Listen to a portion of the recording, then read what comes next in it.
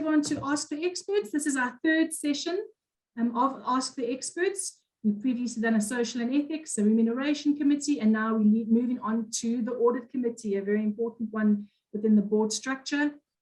I'm joined by a fantastic panel once again today. I'm going to give you a quick introduction of our panel members in a second. I just want to go through a few ground rules quickly, if that's okay with everyone. All questions that we're asking, please that I ask you put them in the Q&A.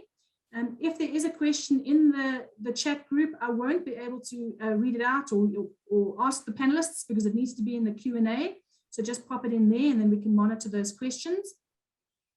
I also want to ask you to keep the questions on a non-advisory level. We don't really have the option to go into a lot of detail here in the session. It's more the perspective of our panel members. We can't go into a lot of in-depth. And you must also remember that our panelists have gained their knowledge over many, many years of being on audit committees and being on boards and being in the industry. So they won't, any particular opinion that they give on something cannot be attributed to a specific organization that they represent at the moment or on whose board they serve. So just keep that in mind as we go along. As you can see, or for those in the industry, you'll recognize the faces of my panel members, and I'm very pleased to do a quick introduction. They've got long CVs with lots of experience. I'm going to give you the highlights. First of all, I'd like to introduce Joe Lesejane. Joe has sort of specialized as an independent consultant within the risk and management and corporate governance space. His main efforts have been within the King Code, the Companies Act, Public Finance Management Act, and Municipal Finance Management Act. Joe brings a lot of public sector experience to the panel today. He's got 21 years of board experience. He's a chartered director from the Institute of Directors, and I'd like to say that for all our panelists, each of our panelists here is a chartered director here at the IODSA. Joe is currently serving on as the chairman of the audit committee of the Government Employees Medical Scheme, as well as an NED for the Legal Practitioners Indemnity Insurance Fund and a member of its audit and risk committee. He served on previous organizations within their audit committee, notably as chairman of the audit committee of National Treasury. You'll see as they experience, they may not particularly name something, but you may see here, they may name other organizations where they've gained experience from. So you'll see there are many organizations that our panelists have served on their boards. There's quite a variety of across the sectors. Our second panelist is Barrie Jack, with over 35 years experience within the field. Barrie was in the auditing profession, both at Deloitte and KPMG. He joined KPMG as a partner for 6 years before going into commerce, and then joined KPMG again after he had left. And when he joined KPMG, he was asked, upon retiring from there the second time, to chair the IODSA's Audit Committee Forum that is still running today. And he has recently retired from that particular forum, but still the knowledge is great. Then Cindy Silva joins us. Cindy was the co-founder and retired chief executive officer of Nkonki Incorporated, having held the position from 1988 until her retirement through a management buyout in 2016. Cindy is also, as I mentioned, a chartered director and serves as an NED on several organizations, Metrofile, Discovery, Celsi, and also serving within the organization on the audit committee of those listed companies. Cindy also serves on the audit committee of Sibanye-Stillwater and has vast experience of many other positions held previously. Okay, so that goes through the introductions, and you can see that we are heading into a great session with a very informed and very experienced panel. I would like to pose the first question to the panel members. I would like to ask, starting with Joe. I originally said I would start with Cindy, but she warned me that she wanted to be at the end. Joe, can you tell me, in your experience, what is the greatest challenge at the moment for audit committees? Thanks, Julie. Yeah, I think the key issues that we're now finding in audit committees is that there's a huge risk that you might end up with incorrect information being presented in the audit committee, be either the financial statements, be either the management accounts, themselves, and then also related to that would be what goes into the integrated report. Effectively, what we require or required to be able to provide assurance to the board and maybe other stakeholders, you find that that information might not necessarily, be, incorrect. And I have found that, there is this trend that creates a lot of pressure and puts us on our toes all the time, that you need to be pouring your heart into that audit committee work and making sure that you become a sieve and allow nothing that goes to the board that is incorrect. Because if you do that, you're really exposing, especially the non-accountants sitting on the board, which are relying on the audit committee, and the fact that there are accountants sitting in there. I would say this is my number one problem that gives me sleepless nights these days. Barrie, do you want to jump in with any insights there? One of the things that's worried me over the years has been the fact that the audit committee seems to become a catch-all for all sorts of things. Obviously, there's statutory responsibilities and so on, but some boards are inclined to pass other things down onto the audit committee, such that you become completely overburdened with things that are perhaps not necessarily your primary responsibility. And the audit committees need to be robust and courageous about saying, no, we're not going to do that. Pass that to a risk committee, a compliance committee, whatever it might be. So we need to be very careful about being the catch-all for all things that boards are not sure how to deal with. And in that sense, and it applies to boards as well, sometimes we find that the monkey is passed up to the audit committee. Rather than making decisions and bringing things to the audit committee for their consideration. So it's, you sort it out, and that's not the right way for audit committees. Good point there. Cindy, would you like to add anything? Yes, I think I would like to add, Julie. Good afternoon to everyone. I think when you look into the challenges, it depends on how you want to view the challenges. And I'll make an example because most of the people here, I think they understand Accounting 101 and Auditing 101. During the times we study, some of us who are very old, who were dealing with a few statements. So basically the scope and complexity were different. So the only sad thing is that that complexity has actually translated to the work of the audit committee. I think the scope has been expanded, and the complexities have been much more in-depth, and therefore we need to be able to stretch ourselves and to make sure that we understand. But as we are dealing with the complexities that the business is actually placing on us, there could be a tendency of forgetting the small hygienic issues. So the challenge then is to always balance to say, what are the critical complexities that I have got to deal with, taking into account this industry, taking into account the expectations, taking into account the movements that are, and the expectations that are actually increasing towards audit committee members.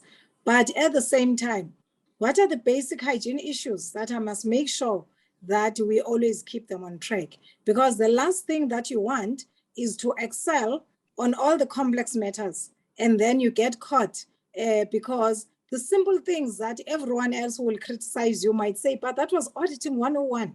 Why didn't they look at them? So we need to, as we are dealing and we're navigating this complex field, we need to remember that there are those issues that they are at all times. We must make sure that they are right. And there are those that we know we need to rise to their level in terms of complexity and our diligence that we apply ourselves in. And also not shying away for asking for information or getting expert, because sometimes the world can move much faster than the way in which we think we have an oversight responsibility are moving. So we have to keep ahead constantly. Yeah, agreed. Thanks, Cindy. Those are good points. I I have a hand up straight right out the gates. I'm not sure if that was meant to be or it was intentional or not. Preetha, I'm going to unmute you now so you can ask your question because you've put your hand up. Preetha, would you like to go ahead? Okay, that might just have been unintentional. Okay, I'm going to jump straight into the next question. The question that I have here is, and I'm going to direct this one to Cindy. Cindy, what can audit committee members do to enhance their effectiveness? Julie, I think the question has got many answers, but I'll just focus maybe on the top 3, and then my colleagues can actually add on. I think the first one, taking into account the packs that we actually receive, they are actually not comparable to the packs that we used to get some 3 to 5 years ago. So everything has actually changed. We need to make sure that we are not allocating the time for meetings to get to understand what we should be dealing with. So I would say the first thing then is pre-meetings. Let's make sure that when we get our packs for the audit committee, we have a full understanding of what's there. And if there are gaps, we need to make sure that we make time to meet with management before the meeting to make sure that we understand, you know, the nitty-gritties and the underlying currents behind particular submissions. When I say underlying currents, I don't mean necessarily in a bad way that, you know, there are people fighting about this, but I mean in terms of, you know, where is this thing lying? Where are your hygiene issues being protected in the process? Are there any hidden complexities that you are not aware of? Because once you do that, then you could be much more effective then in making sure that your effectiveness or your oversight responsibility is being carried out. I think the second point that I might actually commit to is to know that as the audit committee, we're the governance structure that has to make sure that things are done in the right way. But we are not appointed as the delayers of the process. So therefore, if during the pre-meetings we discover that there's additional information that's required, we need to make sure that management or whoever is responsible has got enough time to bring that information so that by the time you are in the meeting, you as in your oversight responsibilities, your concern have actually been dealt with. You feel comfortable that you can sign on the dotted line because your main purpose is not to say in the meeting, no, this is not going ahead, take it back, because now you are being a frustrator in the process. So it's a question of saying, let's be effective in making sure that we do the pre-meetings, we understand things that we don't understand beforehand, and in the meeting, we make sure that the things that we have needed for us to be able to give the necessary approvals are actually being made. And then just the last point, I promised 3 points. The last point is to monitor our impact. For instance, if then there was this heavy discussion that took place in the last meeting and that other last meeting, you always need to sit back and say, what is the impact of the control environment? Is it improving or is it not improving? Because then if you are still dealing with the same problems, meeting in, meeting out, you need to take a step back and decide that there must be a better strategic way in which you can actually deal with the issues at hand rather than dealing with the symptoms from meeting to meeting. Thanks, Cindy. I have a question that's coming from our audience, and they're asking, if the chairman of the board is not independent, does it raise additional responsibilities for the audit committee? Barrie, can I direct this one to you? Yeah, I think that can be a problem because we do have a lot of companies and a number of listed companies where the chairman is not an independent non-executive director, in fact, they have a role of an executive chairman. And we've seen that in a number of situations. I think I'm correct in saying that Truworth, for example, I think the chairman was or is an executive director, in fact, the former chief executive. So that can be a problem. And that person cannot, of course, sit on the audit committee as a member. Because the Act is quite clear and King is quite clear that the membership of the audit committee needs to be non-executive, independent non-executive directors. So the chair can, that can be a problem. What we've done where we've had this in the past, and I know where this question comes from, is that we've appointed a lead independent director to create on the board, as well as on the audit committee's reporting into the board, a lead independent director to give that independence of thought. One of the problems that just if related to this is something that has concerned me from time to time, is that once the audit committee has been through its deliberations and issues its reports, at the end of an audit committee meeting, so the report goes up to the board, whatever might be considered in that report. Many boards don't go any further than just saying, oh, thank you very much for the report. They accept the report from the audit committee and move on to other issues.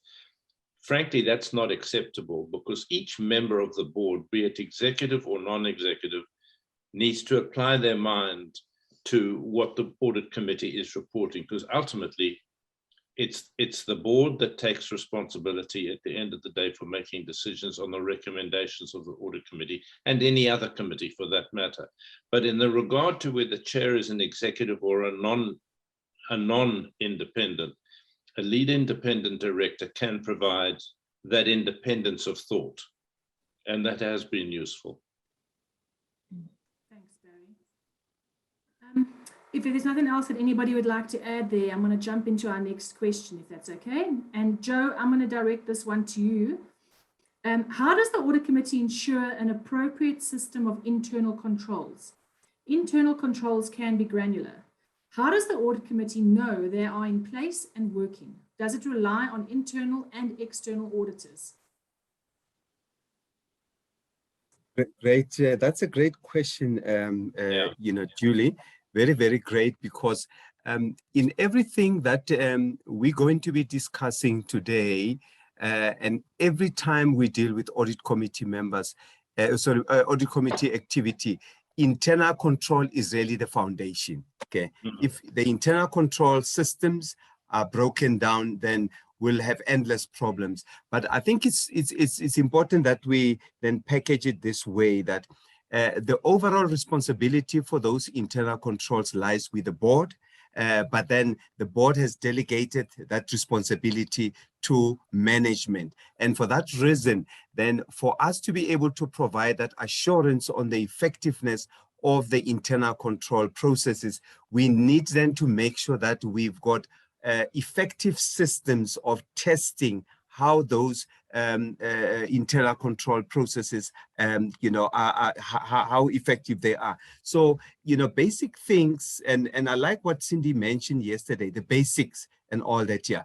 The development of the internal control processes. How much comfort do we have that those processes have been developed, effectively?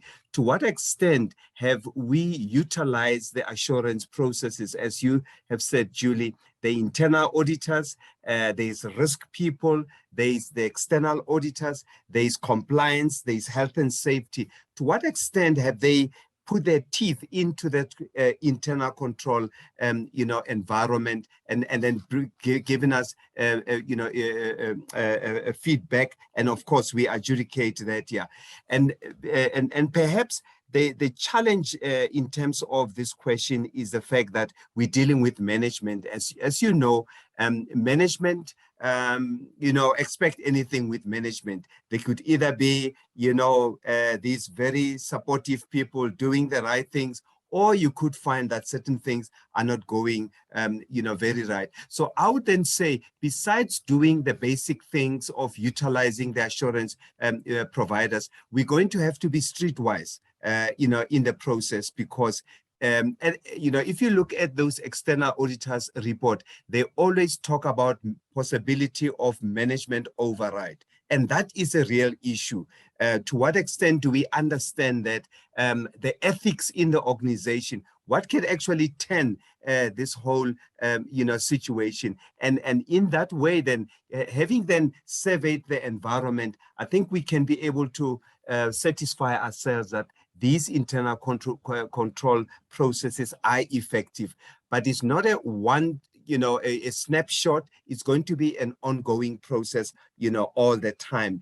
Emerging risks, things that you may even pick up outside the organization, telling you about what's going on inside this very organization. Whistleblowing, systems, come back and tell you that. So for that reason, I would say that we do the basic work, but then we're going to have to open our eyes even much broader. If Go ahead, may Cindy. I add? Yes, no, thanks, Joe. There's just something I wanted to add, reflecting back on my experience as a young member of audit committees, where if you pay attention to detail, because that's the space you're in, you're checking this control, why this report, it was done this way and whatever. I came across two leaders of audit committees. The one type would be the one that would embrace your attention to detail, and the one type is the one that will be irritated by the attention to detail. But in effect now, when you look at it, if you have an audit committee that has got everyone in it who's just looking into the bigger picture and the strategy, then you can actually miss the granular details. So it is valuable to have, as part of the composition of an audit committee, someone who will always pick up those basic issues that if you look into the bigger picture, you might actually miss. So therefore, we need to encourage audit committees to embrace the young people that are coming in, and they are bringing in the focus to detail that you would not have otherwise brought in, because you are dealing with broader issues from where you're sitting. So I think then the teamwork would also enhance our ability as the audit committee to make sure that our oversight is balanced and has got its tentacles across the board. Thanks, Cindy. Thanks. Here's a question which is inevitable that someone would ask. Has the audit committee lost its effectiveness given the increasing financial scandals, misstatements, poor corporate governance at some listed companies? I know there is a lot of discussion going on about this at the moment, and SARC is doing a lot of work, as is URBA. But maybe Barrie, you want to weigh in on this? Yeah, just looking at and of course I haven't seen, for example, on Steinhoff, the PwC, the PricewaterhouseCoopers report, their forensic report, and so on.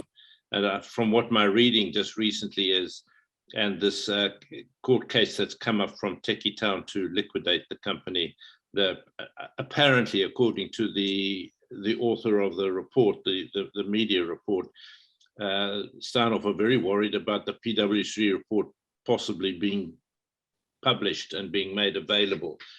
So we don't know why.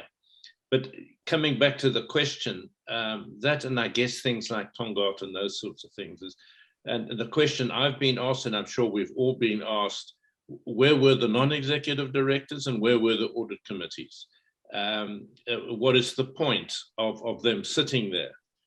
And the chairman of one of those companies was on the radio one evening, and I was driving home, and he was asked, how is it that these matters were not picked up earlier? How is it that it ended up with the auditors refusing to sign a report? And the chairman of the board, the then chairman of the board, made what to me I thought was a surprising remark, because he's an astute individual. And he said, well, you must understand, and he mentioned whoever the interviewer's name was, we trusted him. Now, frankly, when Steinhoff blew, and there were all sorts of reports that came out, and then that book written by that investigative journalist, the chairman of one of the audit committees I sat on phoned me, and she said, and she's on this call, and she said, are we all right? In other words, are we being sufficiently diligent? Are we asking the right questions? Are we being sufficiently robust? Thinking of all the things that Cindy was saying just now, to get down to the granular level as well as the macro questions. Are we asking the right questions? Are we just too trusting? We've got to know everybody. Nothing seems to have gone wrong for a while. So why should we worry? That's not sufficient. We need to have a sense of skepticism, which is not because until such time as we can trust the information we're being given, because we're not asked to go and dig into the information and go and test all the, Joe, coming back to Joe's comments, go and test all the internal controls, because then we become process driven.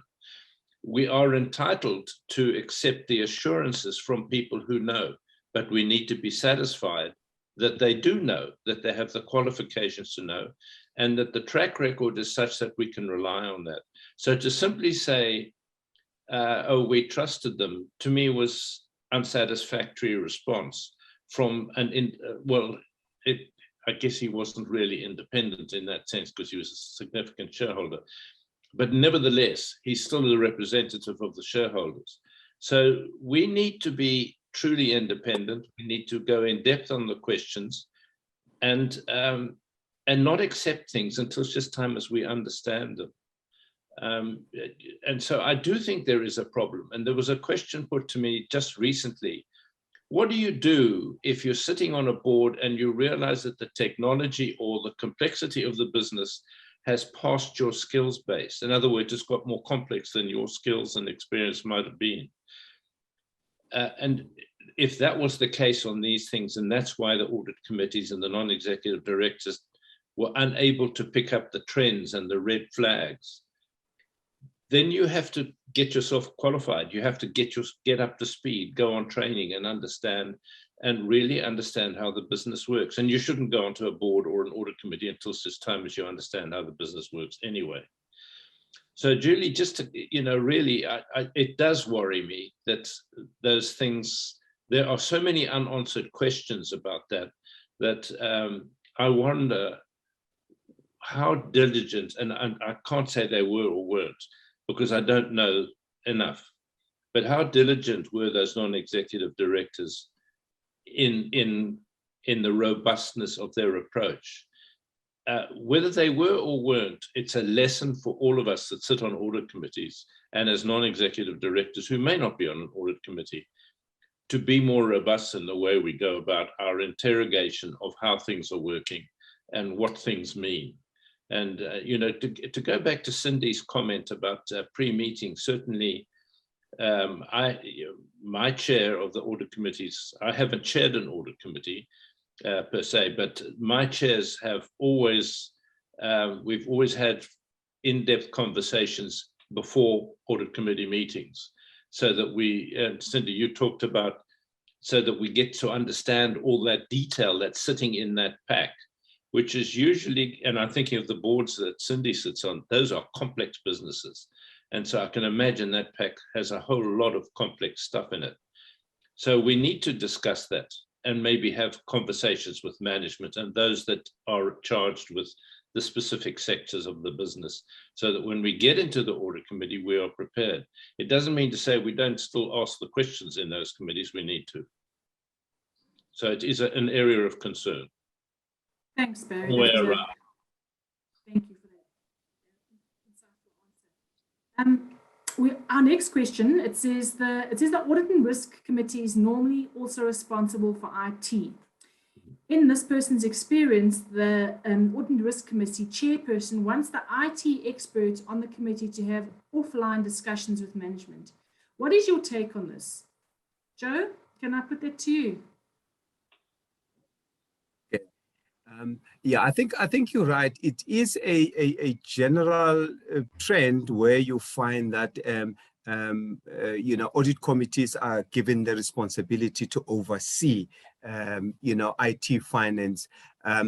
But if you go back and look at the composition of the audit committee, you do not necessarily get an IT person sitting in that audit committee. So that means it is a skill that we need, and basic skill, let me emphasize, we're not expected to be IT specialists. The specialist should be, management. But what and I actually sit on an audit committee where we do have, and I deliberately brought in the IT specialists purely because of the complexity in the organization.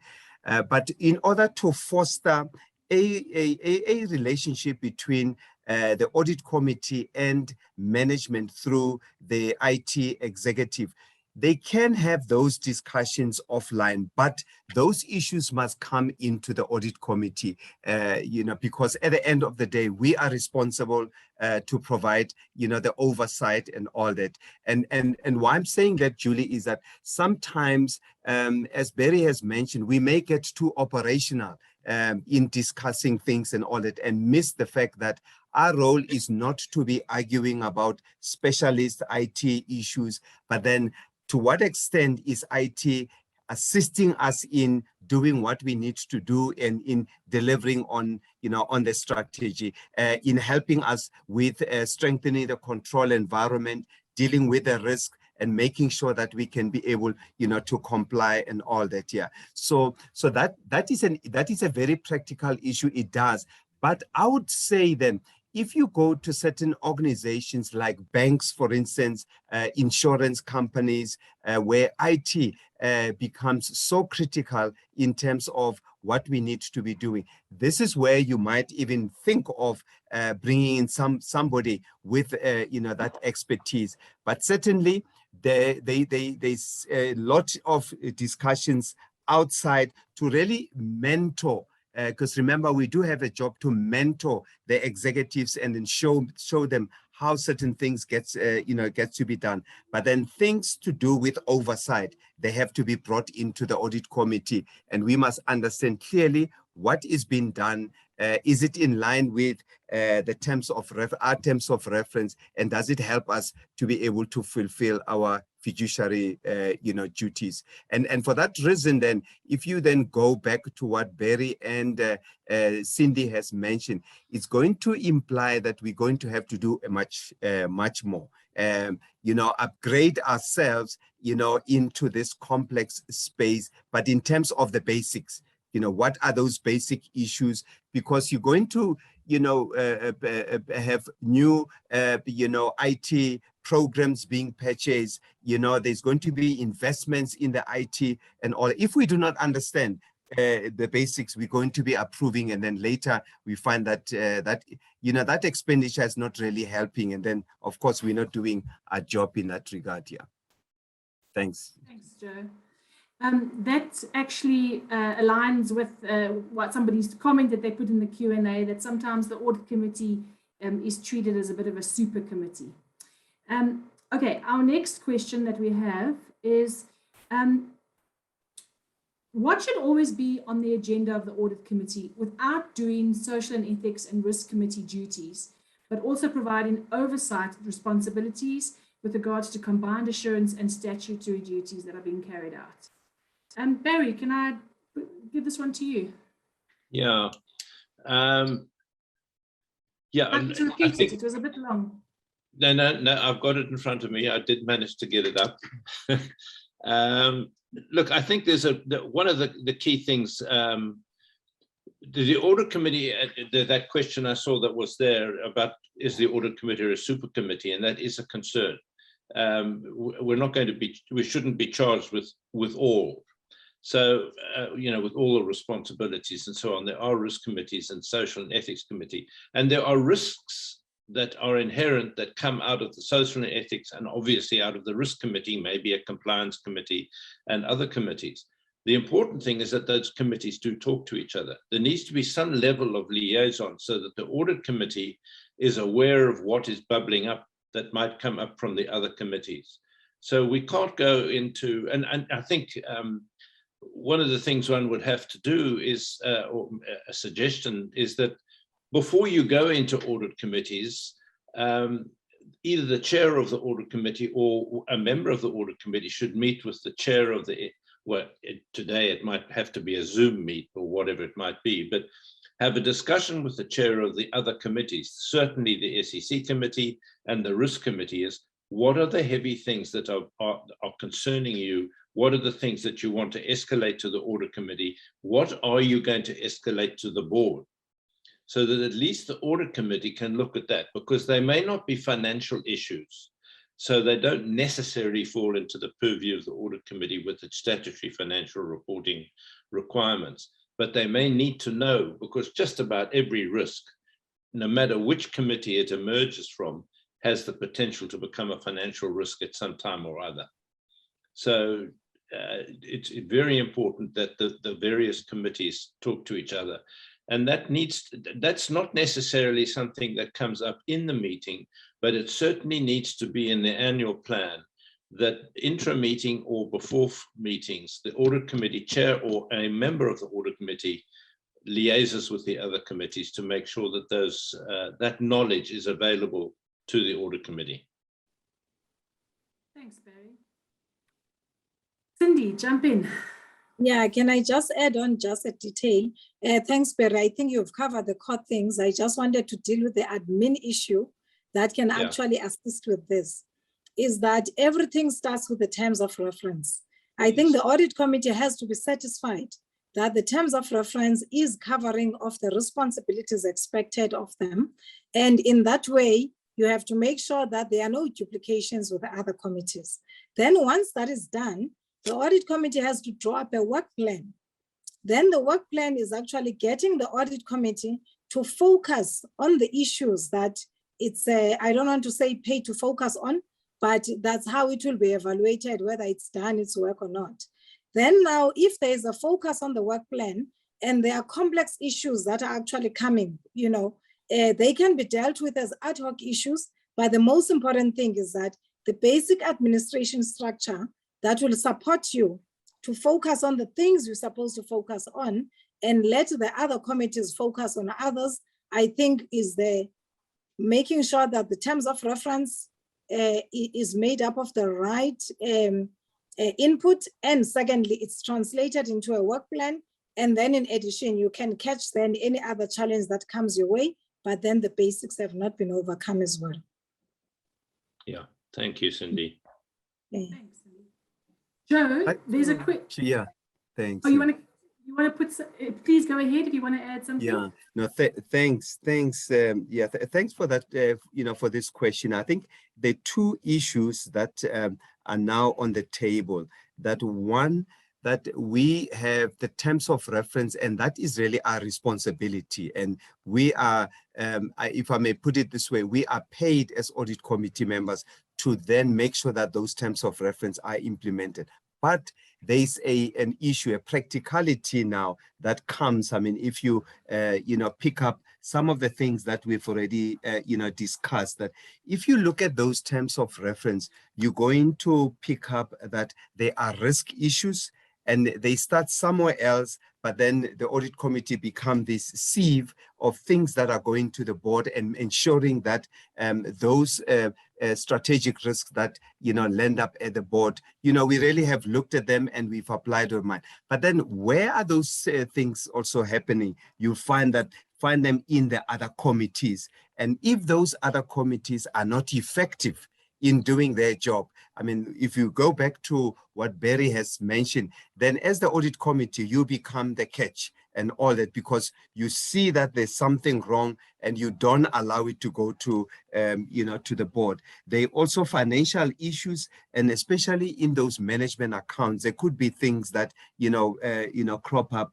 There's also compliance issues and all that, yeah. So I would say that if you find that from a governance perspective, these committees are functioning well, they are responsible, they understand what they're doing, and the board is providing the necessary oversight on every committee, then you'll find that the audit committee is capable of doing its job and then doing it very well in terms of those terms of reference. But then where you find that there are gaps in the process, it is then very difficult just to ignore everything and say, look, as long as I've done my part. Remember, we are in it, together as directors. And for that reason, this is where you're going to find that as the audit committee, you put on your toes, but effectively you're covering other people from other committees, which you cannot be able to, to ignore. And for that reason, then, Judy, I would say, there's nothing wrong then as the committee, if you find that the board itself is not that effective, that we end up picking up the weight, but raise those things at the board, that something is not going right, but then, you know, to just ignore them, you might be, you know, ignoring a time bomb, which later affects all the directors as such. Yeah. Thanks. Thanks, Joe. Cindy, can I ask quickly a question to you? How can the Audit Committee resolve auditor and management conflict and disagreements? Thanks, Julie. I think that's the basic 101 that we always have to remember to do. Because there will always be issues between the Audit Committee and management. And sometimes there are no issues because of the practicalities. Let me just take a step back and say, the Companies Act says it's the auditors to the Audit Committee and to, you know, but not necessarily to management. But practically, it's not like that. If there is a disagreement between auditors and management, sometimes if you are not alert, that might actually end up being a reason for the auditors to be changed. Now I've experienced that both in the profession at the time I was the auditor and also at the time when you are actually sitting in those various audit committees. So how you actually deal with that is that, or what has worked for me is to make sure that you've got sufficient pre-meetings with your auditors so that you can understand the issues at that level. And you have got sufficient meeting with management and be able to understand the issues at that level. By so doing, you are equipping yourself to become an indirect mediator between the two groups. So you should not allow it to reach a level where now there is a clear fight, you know, between management and the audit committee. You don't want that. So if you keep closer to the action and know what the issues are, and also be proactive in making sure that you are being supportive of the external audit or internal audit, and you are also understanding management and you know exactly what has to be achieved, then you can actually do it before there's an explosion. Because once you allow the explosion to take place, it might be very difficult to control that. So you manage it through the proactive management of the relationship and always keeping in mind that there's bound to be issues and therefore somebody must be able to solve them. Sometimes if there are no issues, there are no issues because the auditors know if they fight, then they will be gone, you know? And so that's why then you need to be there and make sure that you listen. And maybe I can just wrap up my answer and my colleagues can add by talking about the support structures that audit committees are relying upon. We talk risk management, we talk compliance, we talk internal audit, external audit. In some cases, it can be the IT if it's actually combined. As audit committees, we need to make sure that we listen to our support structures. Let us not allow ourselves to go through the 50, 100-page reports that are actually submitting without them being clear to you to say, what's keeping you awake? What is it that you would like me to solve for you to consider the audit committee effective? I think then when you get in touch with those things, by the time there's this 58 or 90-page report, you already know that it could be 90 pages, but there are 4 issues that as the audit committee, you need to make sure that they get resolved. And you actually make sure that in the meeting, the direction is actually steered towards those issues so that we don't lose track of what we're supposed to be doing. So, and also, I mean, we know that pressure, there's always pressure with time. And it can be a 3-hour meeting or 2-hour meeting, but it's real that by that time, maybe there are some critical reports that have not been gone through. Now, to avoid a situation where you will end up not getting in touch with what exactly what's being said and there's no time for it, you are able then, when you are left with a few time to say, we have this report, but there are 4 issues that you need to be dealing with. 1, 2, 3. Management, can we deal with those issues? Can you come up with a point? And in a way, you've taken something that could have been addressed over 30 minutes, and you've actually squashed it into 10 minutes, but very effectively because you were already aware. You have listened to your support structures. You have not made your support structures to be helpless because they can only talk through the reports, and you just get into the report and you don't see anything without actually listening to say, hey, take a step back. You've submitted this, but where do you want the audit committee to assist you to be effective in your function? Because if your support structure is effective, then your assurance is actually being effective to you as the audit committee. Julie, if I can, my own experience, two things. Many years ago when I had a different color hair, and I can remember my managing partner calling me aside. I was not a partner yet. And he said to me, I was on the list of to be announced partners. And he said, one of the things, in fact, I wasn't alone, there were three of us. And he said, one of the things you're going to find most difficult when you're a partner and you're getting ready to finalize an audit is when not to qualify. Because you need to think of your responsibilities to all of the stakeholders. And this was before stakeholder was a sort of a buzzword that we're using today. In those days, it used to be shareholder only. But he said, you need to think about on every report, can I legitimately sign this report, or do I need to think about qualifying it? And he said, I'm not suggesting to you should seek to qualify, but the difficult decision is there sufficient assurance to me as the auditor for me to sign this report as a clean report? So that's just one thing that worried me. But the question that maybe comes out of the question that's been asked in Cindy's response, there will come a time when maybe an explosion does happen in spite of what you're doing. And I imagine that's what happened at Steinhoff. The auditors eventually said, we cannot sign these numbers off. And there was no common ground. They couldn't bridge the gap, presumably. And it had the consequence where they refused to sign the report, and the head of management resigned. I think it was more or less in the same day sort of thing, from what I've read about it. So there may come a time where management and the auditors can't get onto the same page. And it may not be possible for the audit committee to resolve that. I mean, you know, one has to look at this. Were the audit committee agreeing with the auditors, or were they agreeing with management? That's another discussion. And of course, I don't know what went on behind closed doors there. It would be interesting to know, because there are times certainly where when I was an auditor, where the audit committee chair said that I agree with your standpoint. And then they called management in and had a conversation. The audit committee chair said, you guys stay out of it, I'm going to deal with this. And eventually, after a while, the matter was resolved, and what we were prepared to stand for and sign on was agreed. But it can be a very tricky thing, as Cindy says, when it gets to that point, because look what happens when it blows up. Yeah. And the implications are just terrifying. Thanks for Barrie for raising that point, because indeed an explosion does happen, no matter what you can do to prevent.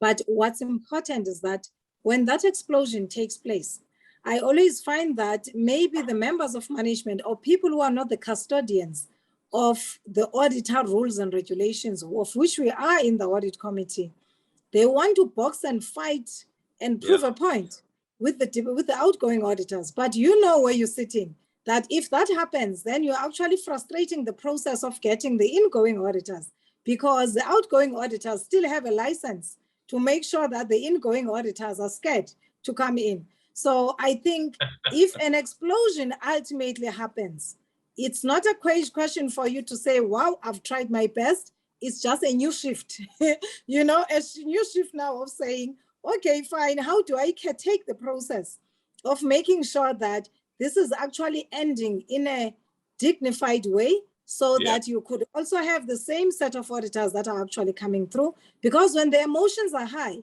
nobody will remember those rules and regulations that you have been trained to remember.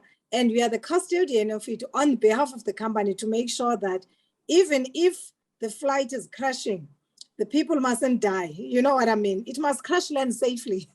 So I think then that's where the new responsibility comes. So we cannot throw in the towel when the explosion takes place.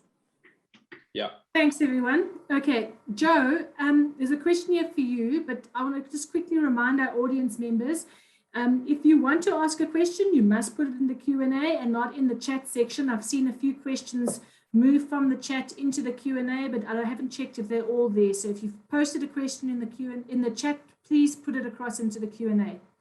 Joe, the question for you. Audit committees are considered as being part of the combined assurance. Why do the audit committees in the public sector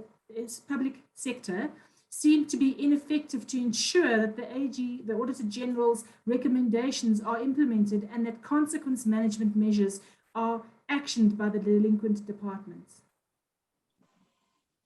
Right. Yeah, no, great. Yeah, I think that's a very practical issue, and we've seen it many a times in those boards publicly.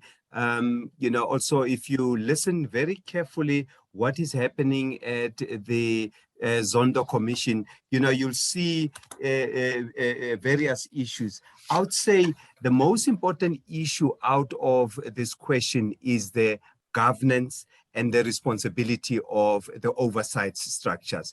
If that part is not working, then you could have the best audit committee members. They're simply not going to work, to succeed, because the environment is not, correct. On the one side, you've got the oversight structure, you have a board, and then you also have management. Now, the audit committee is actually in between the two areas, relying on the board to create the right environment, and then also relying on management to clearly take their responsibility delegated by the board and implement them, implement those in an ethical culture, Julie, in an ethical culture, and then account back to the board. And in that way, you're going to find that that audit committee is very, very effective. If you look at what, you see in the private sector, where everybody does their job, there's proper performance evaluation, there's disciplinary actions and all that. Now, what I've then say that in the public sector, the biggest problem is really the culture. And if the culture is not right, you can have so many policies, so many rules. I mean, if you look at what the AG has done, they have come up in 2018 with the Public Sector Audit Amendment Act, where they were arming the Auditor General to pursue certain wrongdoing. I still have to see that happening. I still have to see that happening and all that, yeah. And again, it's because it is the culture. If I'm the wrongdoing, the person who's doing wrong, I may be protected one way or another and all that, yeah. And in that way, I think what it does, it just really, clips the teeth of the audit committee, members, because the board is really the ones who's supposed to be raising or dealing with these issues. And in that way, the audit committee will raise things. They will pick up things from the internal, external auditors, being the Auditor General.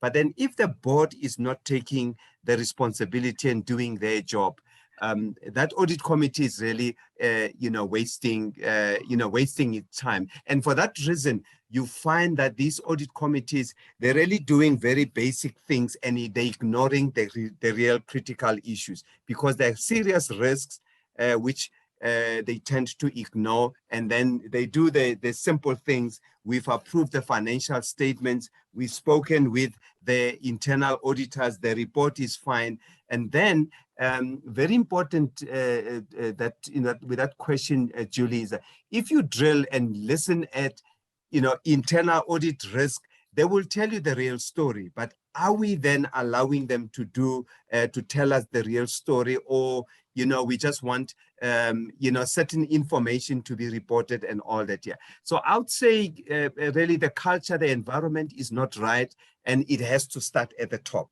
Okay, it's something that has to start at the top, and in that way, the culture will be able to change. And no wonder a lot of people get frustrated out of the process. Yeah. Thanks, Joe. I think that also sort of leads into the question that we just received about in your opinion, what action needs to be implemented to ensure effective oversight by provincial and national parliamentary oversight committees? Per the Zondo Commission sessions, the oversight committees were sadly ineffective in executing their oversight responsibilities, which contributed to the level of corruption in the public sector. Based on your previous answer, is there anything else you want to add for that, or do you think that covers? Yeah.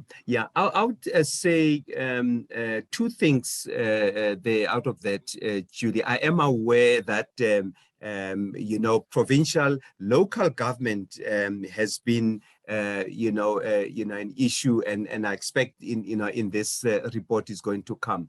But very important is that report has to be taken. The president has to be exemplary and all that, because what you tend to find is, we tell people what they know already, that there is a problem, there is a problem. For how long are we going to be talking about there is a problem? So I would say that, Parliament has to create or deal with, the environment, and right from the top, Parliament has to deal with that report and then make sure that there's rules that are implemented to change all that. And if you look at the rules, you've got all the rules, your Public Finance Management Act and the Treasury regulations, the Municipal Finance, you've got everything and all that. But the only problem is that those rules are being ignored. So if we can be able to implement those rules effectively, but from the top and be exemplary, I think it will change the environment. Thanks, Joe. One of the questions that has come up previously on both our previous Ask the Expert sessions is the overlap or the relationship between the various board committees. And we've got two questions here that I want to pose, and I'm going to ask the first one to Barrie. I'll just read both these two questions and you guys can think about it. First one, Barrie, is what should the working relationship between the Audit Committee and the Social and Ethics Committee be? And then I'm just going to quickly also go into the second one, is what risk form, should risk form part of the Audit Committee mandate? Does it not dilute the focus area of the work of the Audit Committee? Do audit committees have the time, resources to do justice to risk oversight? Barrie, would you mind starting with those two questions, or maybe just the first one, and we can then dish it out amongst the other panel members? Yeah, Julie, I was listening, concentrating on the second one there. So just state the first one. No problem. What should the working relationship between the Audit Committee and the Social and Ethics Committee be? Well, I think one can expand that. It's all committees, frankly. The Audit Committee and the Social and Ethics Committee are the only two statutory committees mentioned in the Companies Act. And so the membership and the qualification, who should be on those two committees is in the Act. So we have two statutory committees. But frankly, whatever board committees there are in place in any company, I would say to you, and I think I mentioned this earlier on, the chair of the audit committee needs to know what is coming out. What are the pressing issues that are coming out of other committees, specifically social and ethics. Social and ethics, there are an awful lot of risks in areas that go beyond pure financial in the initial sense, that affect all sorts of things, the whole human resource side, and so on, and the environmental side, and so on. So we need to know as an audit committee what is bubbling up through the social and ethics committee. What are the things, I think Cindy uses a phrase, that keep you awake at night. So I would want to know from the chair of the social and ethics committee what is going on that you are concerned about, that we need to be informed, and that relationship needs to be an open and accessible and transparent one. The same goes with the risk committee if there's a separate risk committee, because all of those risks ultimately have the potential to become financial risks anyway, and affect the company from a financial perspective. So there needs to be liaison between the meetings, between the committees. There is a paper, and I don't know that, I can't remember the number, that the Audit Committee Forum put out about talking about liaison. There's a position paper, liaison between the committees. There needs to be liaison between those committees. I mean, as a member or even the chair of an audit committee, where there wasn't, where we hadn't practiced this accessibility to each other, and something blows up out of social and ethics or risk committee, or any other committee for that matter, that causes damage to value or value destruction, and the company now is embarrassed, the audit committee would be seen to be wanting if they didn't know that this was coming up from those other committees. So we need to be talking to each other. The other thing is that the audit committees I was most recently on were audit and risk. In fact, they were audit, risk and compliance committees.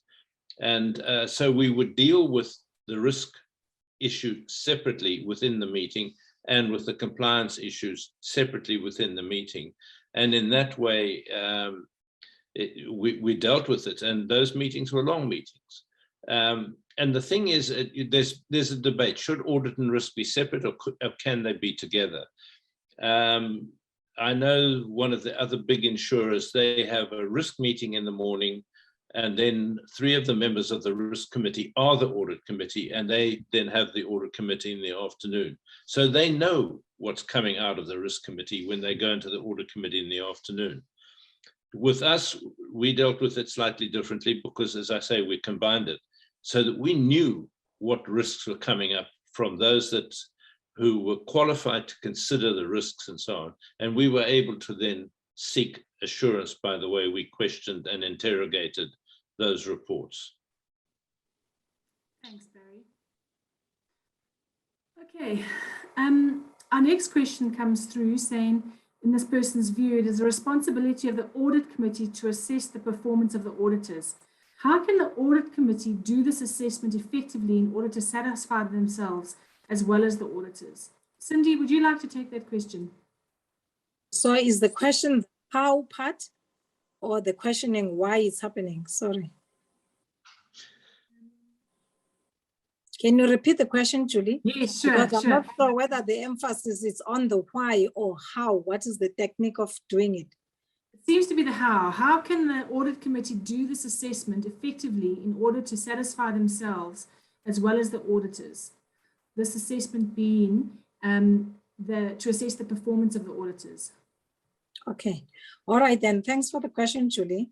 I think it's a simple task of the audit committee, because there's some contracting that needs to take place between the audit committee and the external auditors at the beginning of the year, where in their audit plan, they indicate these are the things, and the audit committee is able to indicate the things that they're actually looking at, or what they are looking for from the external audit. So the evaluation cannot start at the tail end if then the expectations were actually not communicated. So the how then, in answering the how, we've got to say at the time the auditors are coming up with an audit planning memorandum, or whatever they call it these days, that has to be approved by the audit committee. The audit committee has to make sure that the expectations from the audit committee are actually communicated to the external auditors, and the external auditors in return are actually documenting, they are contracting the things that they are promising to keep the audit committee informed, no surprises, you know, all those kinds of things. And then the kind of value add, the insights that the auditors are looking for, all those must actually happening at the beginning.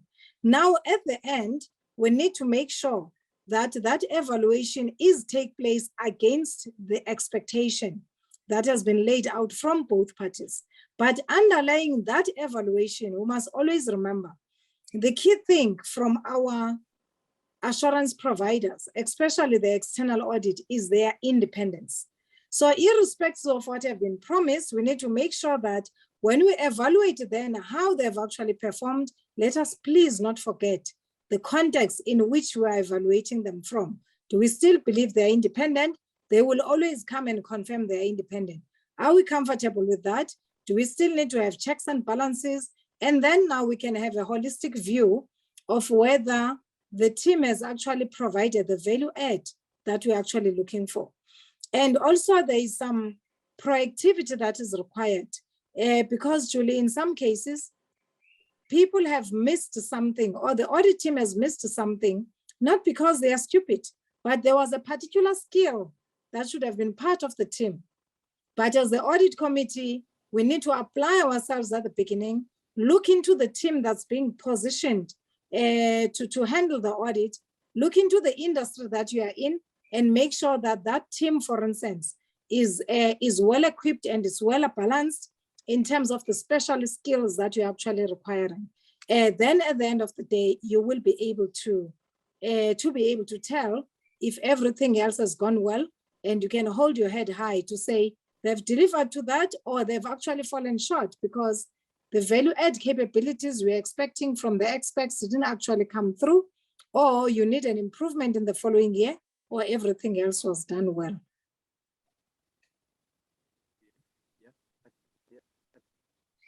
I'd like to add on that. Can I, Julie? Yes, Joe, Okay. please. Yeah, great, Please, go thanks. ahead. Yeah, I think just to add on what Cindy is, has raised, I think I like the word proactiveness.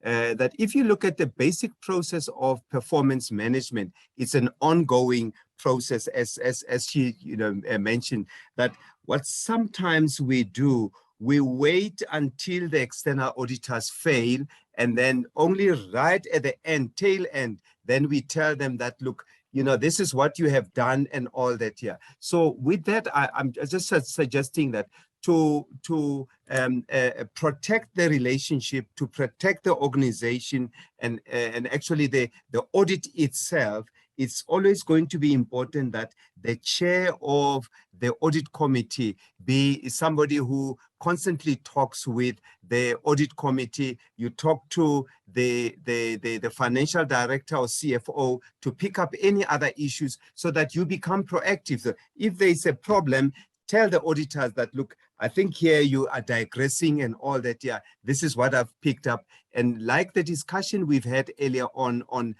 problem solving, it's important that it becomes an ongoing process and not try and wait at the end where the auditors have, there's an issue and then we blow it and all that. Yeah. So that proactiveness becomes important because we are creating a good and a conducive environment for the auditors to be able to do their job. Yeah. Thanks. Mm-hmm.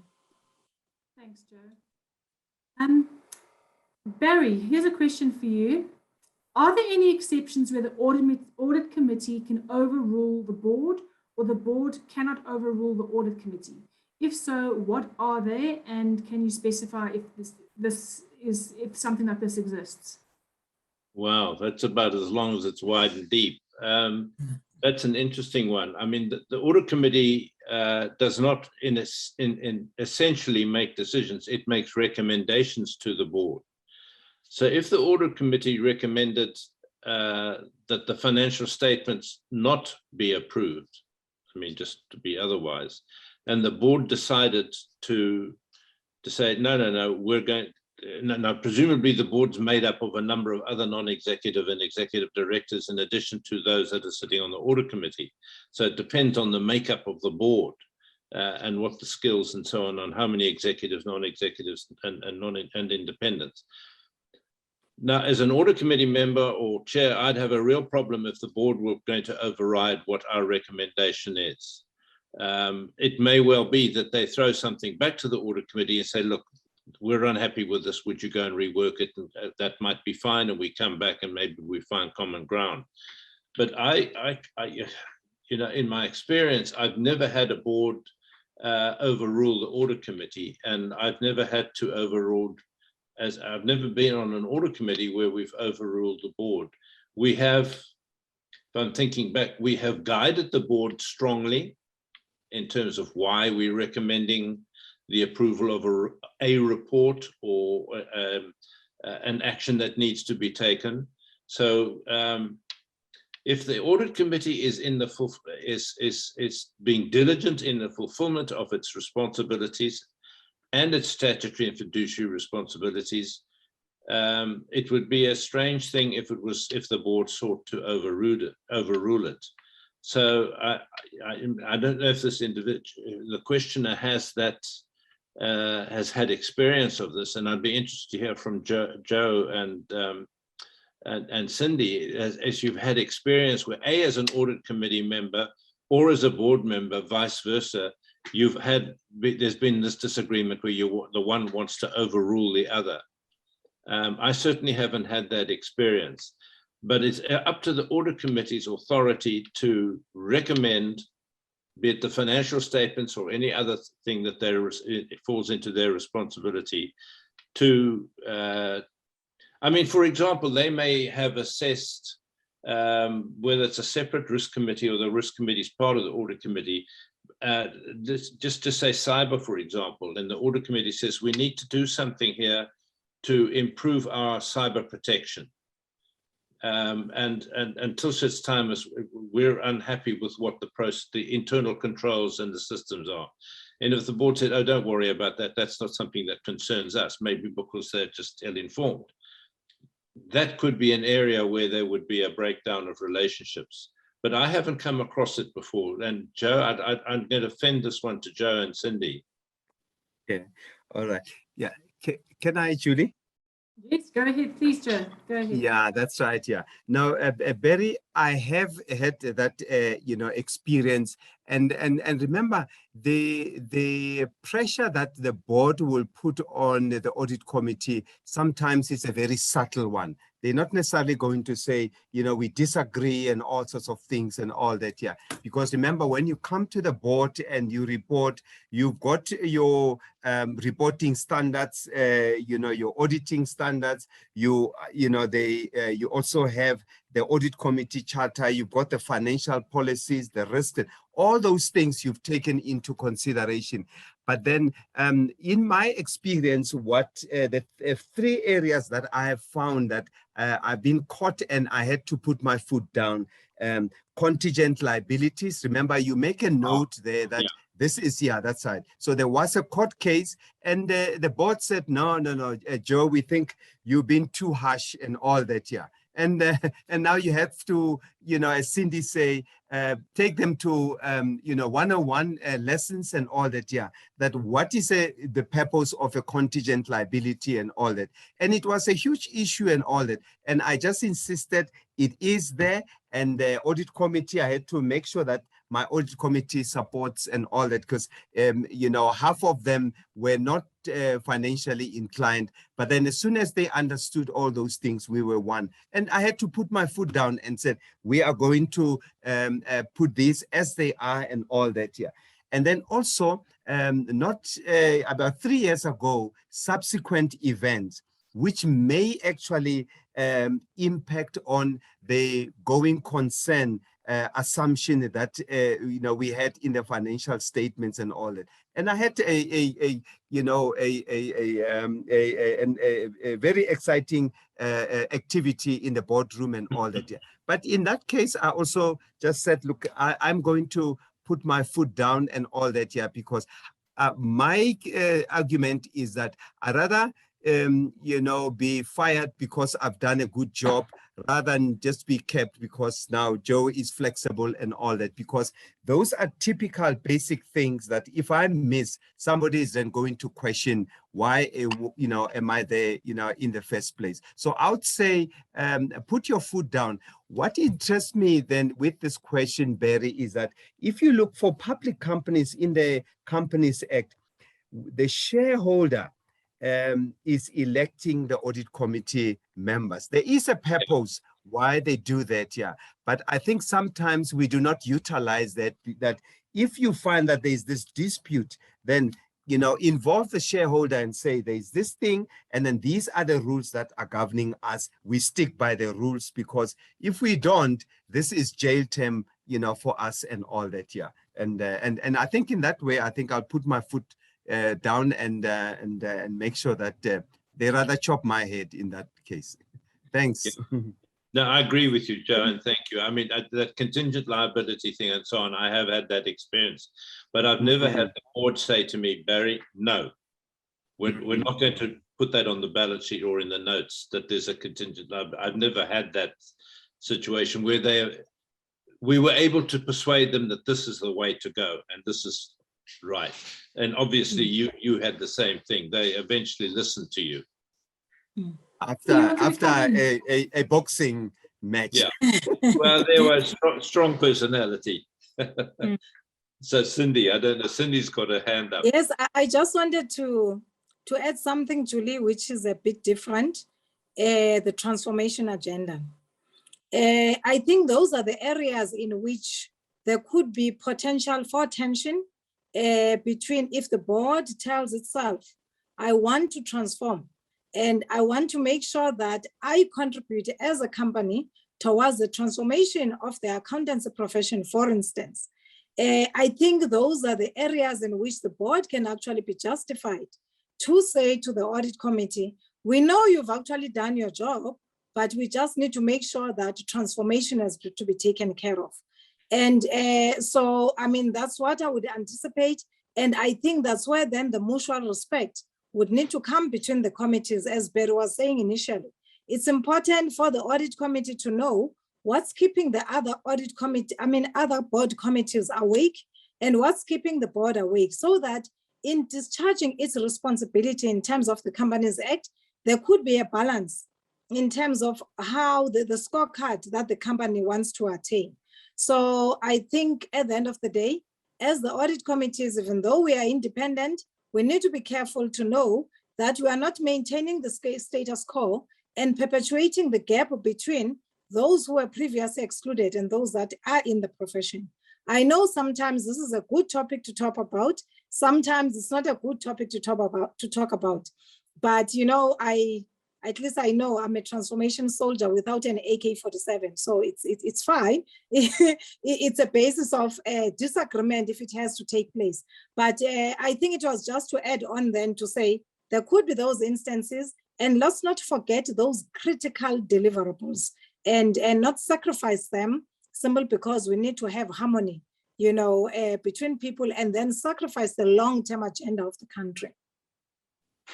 We've had a member of our audience with their hand up for quite some time now, so I'm just going to allow Bafunani to turn his microphone on and to ask his question. Bafunani, are you still with us? I know your hand was up for quite some time.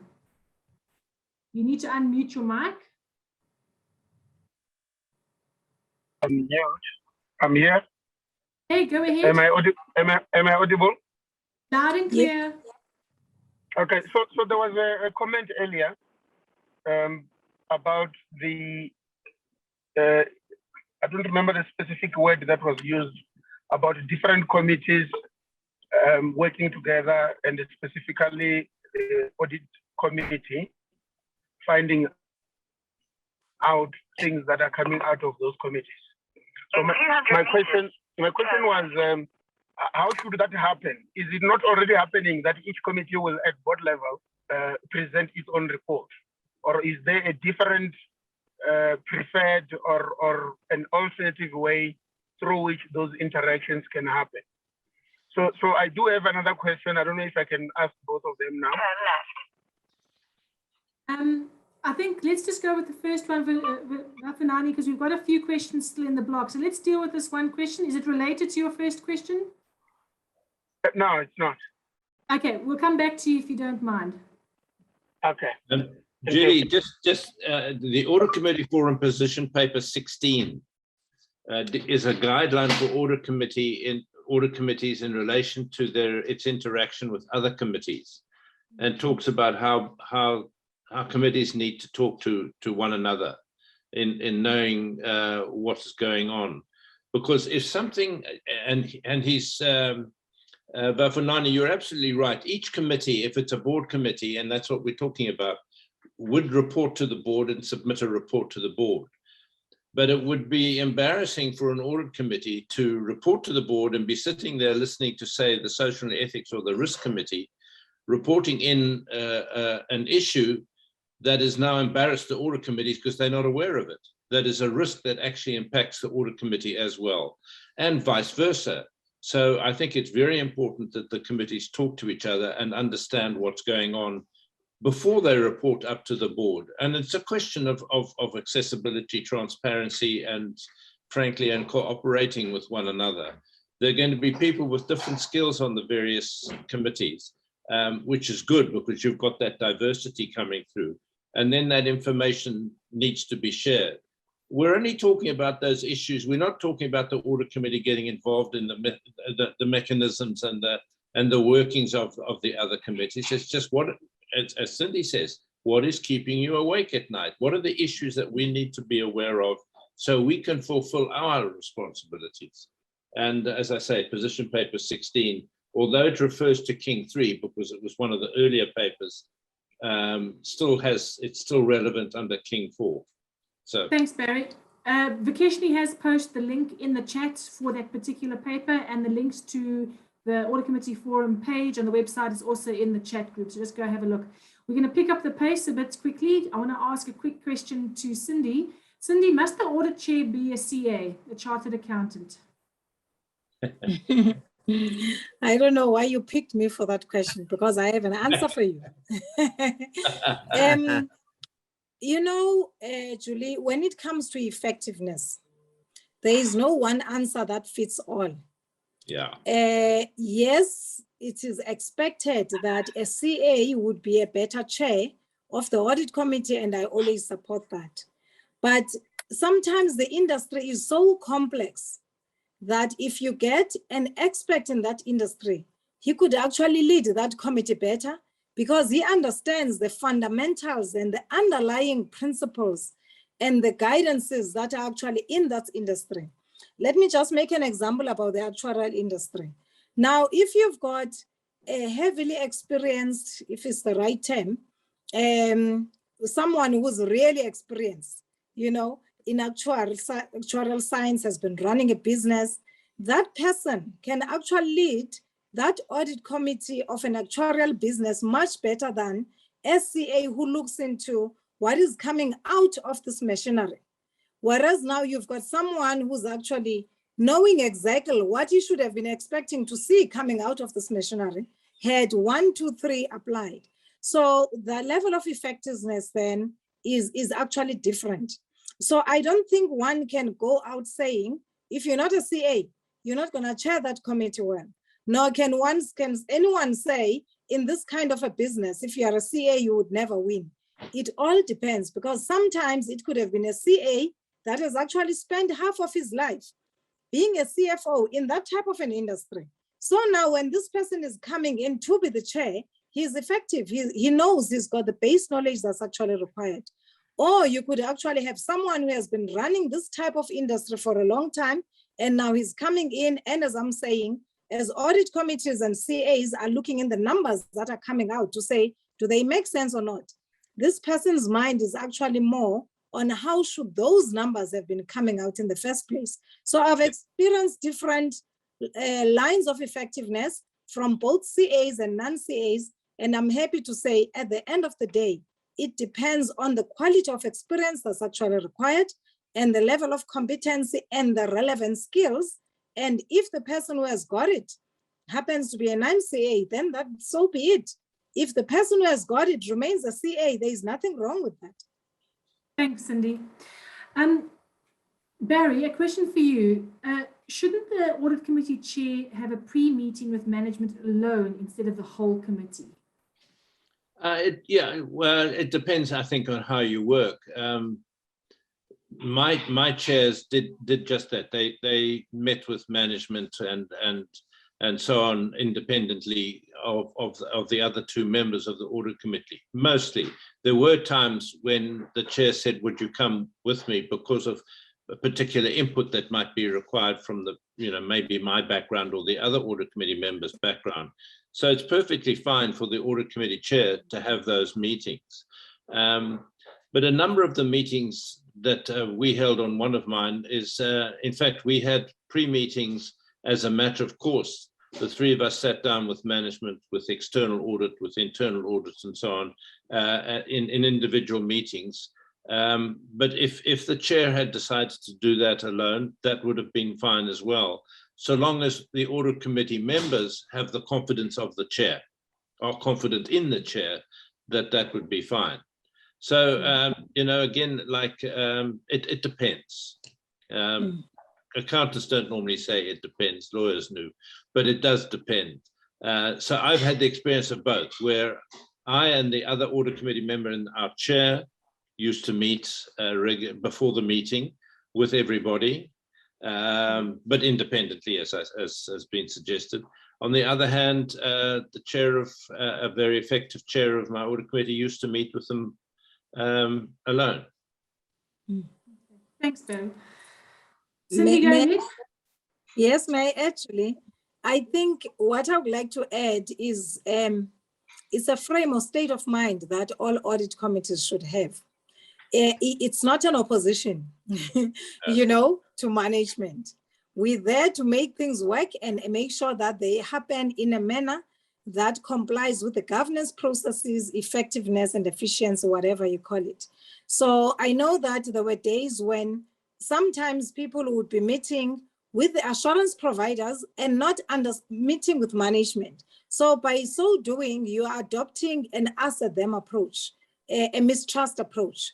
The issue is that you cannot you cannot be allowed to say, as Barrie was indicating at the beginning, I trusted so-and-so. That law of professional skepticism is also required.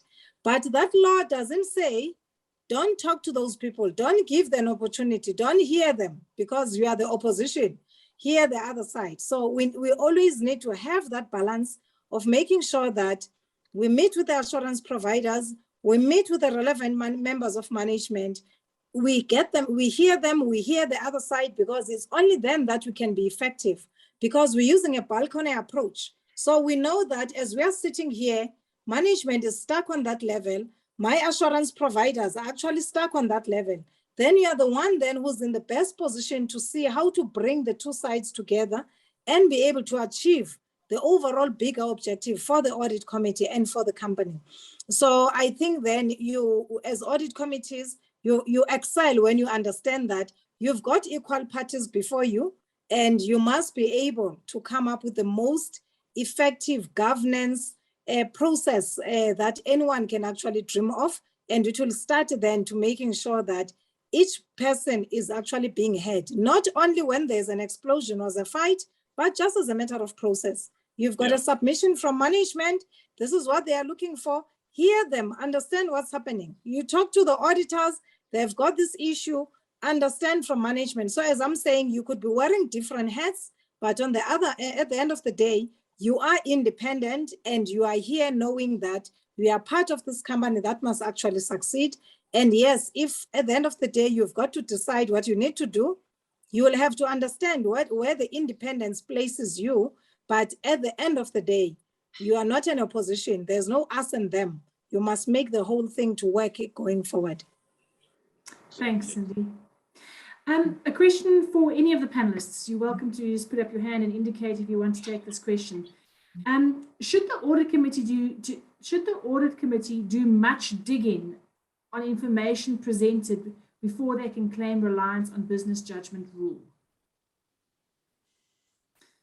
So it looks like they're looking at here it is. Should the audit committee do much digging on information before they can claim reliance on the business? One has to satisfy oneself that one has a handle and a grasp of what the issues are that are coming before you. So it's very important that you get the assurance from, as Cynthia was saying, you get assurance from management, you get assurance from, and you have to, there's professional skepticism as people are bringing stuff to you, and you need to be robust. I've always said that being on a board or an audit committee requires an element of courage to stay to some very influential person. I don't agree. You need to explain further. So really it's a question of satisfying yourself from the assurance providers that the information is now reliable and you can move on. And that's very important that you do that at all times. Thanks. Cindy. Cindy, go ahead. Okay, after Joe. Okay, now Cindy, you identified. Go ahead. You know, now you're exposing me. I'm old. What were we talking No, okay.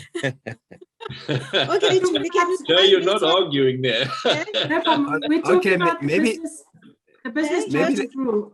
Yeah, let me go ahead and then Cindy will, that's right, yeah. Okay, I think right. the importance of that question is the fact that as the audit committee, you want to take a decision, but then if you look at that business judgment rule, they're basically dealing with three things. Firstly is information. Do we have sufficient or adequate information to be able to take that decision? And then also, have we dealt adequately with any conflict that might be embedded in what we have to do? But I think the most important area is the rational decision in the best interest of the organization, having applied your mind and all that. Yeah, and I think that's really, the crux. So the very important, I think earlier on we've mentioned that the culture in the organization will tell you whether you need to dig or not. Yeah. So if information is free flowing and people are willing to give and all that, yeah, you may not necessarily, be that skeptical and all that. But if you're going to be struggling all the time, it then may be indicating to you that I need to dig further. But then, Cindy used that word, professional skepticism. It's important that, you always look at things, objectively and all that. But if something tells you that there could be an underlying issue, and that also is going to tell you, your experience will tell you that I seem to be thinking or sitting on a mine, on a bomb here, so I need to be digging and all that. Yeah, and how do I go about doing that? As the audit committee, we've got various avenues to be able to do that. Yeah, you don't necessarily have to go digging every time, because then it creates this culture that we are mistrusting. We're always then looking for underlying issues when they aren't there. But if free-flowing information, I think there isn't really a need to to look deeper. Okay, thanks, Joe. I think what I wanted to say is that, when we grew up, there used to be that video, the auditor in court. I don't know whether it's still there. And I Barrie think will remember that. Exactly. Now, with experience, we must realize that there will be an audit committee in court and you must be able to answer. So basically, I don't think it's the digging per se. If you have to make a decision based on a 1.5 pager that you feel, there are many things that are not answered. You have got a right to ask for further information, because at the end of the day, one day when you are in court, you must be able to indicate that pass the reasonableness test on the basis of what you actually had.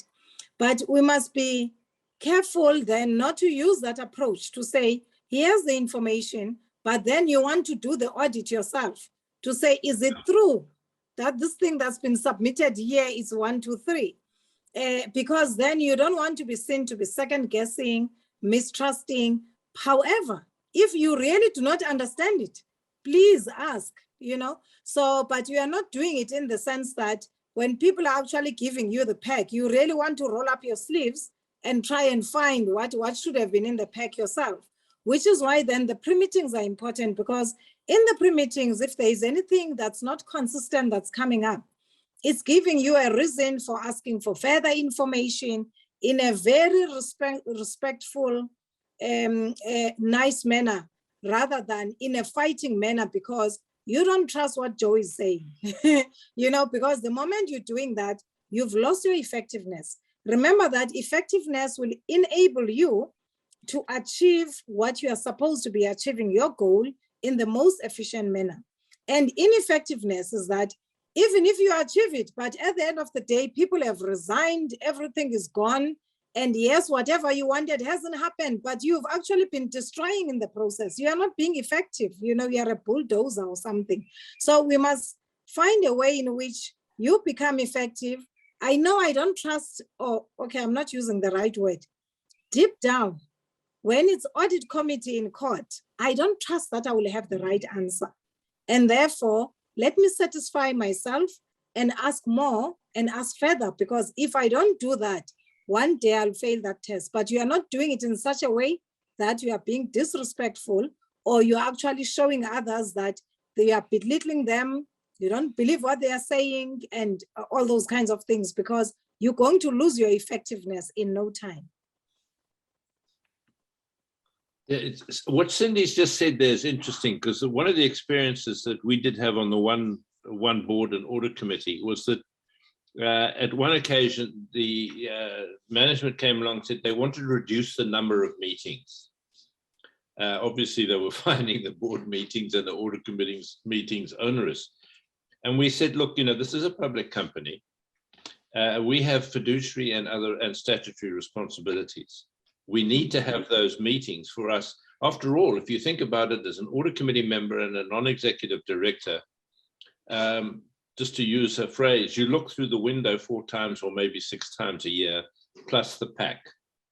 That's where you get your information from, and the interactions that Cindy's talking about and Joe talked about. Without that, you're adrift, because it's not like your management where you bump into each other in the passages and there's a constant discussion, and almost by osmosis, you understand what's going on in the business. You have to gather that information yourself. You have to ask sometimes tough questions, but it's not that you're being disrespectful of the people that are running the business. And of course, using the combined assurance, you will get assurance from different angles or from different sources, which may confirm that things are all right, that management is saying this is it. You're not sure whether, in fact, you can rely on that, but other assurers give you information that allows you to form an opinion on that. Thanks. We're going to quickly chase down the last few questions that we have. Should one accept an audit committee appointment, and can the audit committee truly provide assurance in an organization without an internal audit function? Wow. I'm trying to find that. I think the concern there is, can you do what you need to do without internal audit? Maybe, may I? Please go ahead.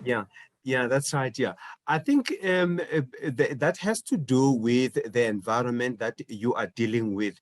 This is a typical, more smaller organizations. So you're talking smaller organization. And let me give you this background. I was asked to be in an audit committee of an NGO. Okay, it's a very significant NGO, but because they can't afford, so they don't have internal audit, they do have a finance function, which, multi-skilled and all that. So the reason why then they wanted me there is then that I should then be, being able to beef up this audit committee, because they had people who more public relations people who can go and look for donations and all these other things and all that. And what I found is that I then came in and with obviously audit, background and all that. They didn't have internal audit. But what I then have found that the challenge there is that I was then expected to do more than what is expected of an audit committee. I was the audit committee chair, and then I was obviously financially inclined. And then we had one person who's financially inclined and all that. What it did is that it then gave us extra work, because we then had to, go and monitor. They had a fundraising committee. We also had to make sure that things that are coming from that area, are fine. So what I found is that it gave me sleepless nights in terms of the control environment until I was comfortable that what I'm doing, I'm able to do, and there isn't anything that is embarrassing. And in that case, I think Cindy has mentioned that with Barrie, that I met very regularly with the CFO just to understand issues, report. Before we go to the audit committee and the board, I had one-on-ones to understand what is in those reports, what are the issues, things that may be outside the reports themselves. And so I had to look at things much, broader. And in that way, then, Julie, I had to do extra work, but I find that after a year and a half, I was able to sail through, and I was there for 5 years and all that. But it was an NGO. If it's other organizations and manufacturing or whatever, I probably wouldn't be keen to take that position. Thanks. I've got a Cindy, you want to? Yes, I can add. Thanks, Julie. Thanks, Joe. I think there are cases where you get told that there is really no budget for this. It cannot happen. And there are times then when you have to put your foot down as the audit committee chair or as the audit committee member and make sure that the voice is not being suppressed to say, given the risk profile of the organization, you do need to make sure that there is this assurance that's actually received on a daily basis. Sometimes there's no money because it will fall below the budgetary expectations and everything else and the focus and whatever. And I think in those cases, you really need to put your foot down. And I think there was one where it was quite a big company, and of course it was unlisted, let me make that clear. And the feeling was that, you know, one person is enough. But when you look through it, you realize that there is no way one person can have all the skills required, given the nature of the group, the complexity and the different industries the group is actually having tentacles on. And now you've got this one-man show. And again, you've got to put your foot down. And sometimes in a nice way by saying, fine, let's get someone else to do a skills audit, not of the individual, but this profile, this group. What kind of skills does it require in order to carry out a decent assurance function, given where these all subsidiaries are actually operating? And that is where then the answer will come. And then now it's a question of, so I've got this answer, I have got the one-man person, and there is no way he's going to fill this. So if it means then let's cost us, let's do anything else we have. But we just need to remember that in our oversight responsibilities, when the chips are down or when the proper hits the fan, no one says, oh, shame, that audit committee didn't have the support. People will say, where was the audit committee? So in cases where you feel it's impossible for you to try and go the extra mile to try and cover whatever that needs to be covered, you've got to put your foot down and negotiate.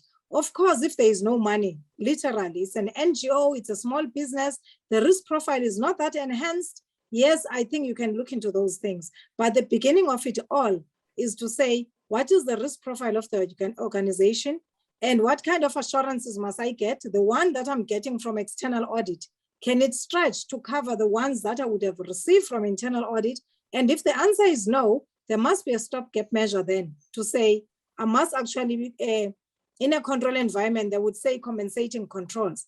In this case, we need to say, how do I then get that assurance that is actually critical for me to be able to sign on the dotted line, so to speak? And then maybe Julie, you know, in that case, thanks Cindy for raising that. We relied on the financial management, you know, the accountants, and then we also relied on the external auditors as the only two assurance providers, and we didn't have internal audit. But management had to do quite a lot, and all that. Yeah, but thanks. Yeah. Okay, we're going to go to somebody who, if it was a physical hand, would have been very tired by now. It's been up a long time. Amanda, would you want to come through and open, just unmute yourself and ask your question? Thanks for your patience. Your hand's been up for quite a while. Thanks, Julie. I am Amanda. I'm in the public sector. My question is, I'm not part of the AC committee, I'm REMCO. But I happened to sit in the AC meeting at some point for just few meetings. My question is around the relationship between the AC and the chief audit executive that heads your internal audit. We had a situation where the CAE was presenting verbal reports in terms of the work done in the area of internal audit, and the AC was not happy with that. what happened is that it leaned to be a fight between the CAE and the AC. The CAE is saying that I have the final accountability in terms of the rules of auditing. She quoted all the rules that talks to auditing that I don't even know. She has a final say on the work of that deals with internal audit and so on. And therefore, AC cannot tell her to change reports when she is submitting or presenting those reports to the AC. They are final. She cannot be told by AC to change them. Then she quoted, she went as far as even lodging a grievance against the AC. So we had to deal with a grievance of a chief audit executive that is responsible for the internal audit function against the AC. So the question that I want to understand, it's that relationship between the AC and who has the final accountability in terms of that work. Just for me, just to get clarity from the panel in terms of that. Thank you. Thanks, Amanda. You want me to go for it, Jill? Go, Joe. After you It's all go. yours. Okay, thanks. Thanks, Amanda, for that question. I think it's one of those basic, issues, and I'm quite disappointed with the chief audit executive when they behave like that. They have in the internal audit profession. We have internal audit standards. They're international, and they tell exactly how the auditor should do their job and how they should be maintaining their relationships. And the basic relationship, Amanda, is that there is what we call a functional relationship with the audit committee, and meaning that the audit committee has got the final say in terms of the work that is coming out of, internal audit. Quite different from external audit, because external audit is based on the financial statements and it's an external report. So the role of internal audit is really to assist the organization in improving the internal controls. And one of the things that you have to understand is that internal audit will have an opinion of how something is, but then management might have the answers and all that. And there might be, as earlier on we discussed, a difference of opinion. So when I then take my work as an internal auditor to the audit committee, what they will do is that they will look at the finding. The finding is a fact. It cannot be changed. But then the difference here could be the interpretation of what do I think the risks are as a result of that.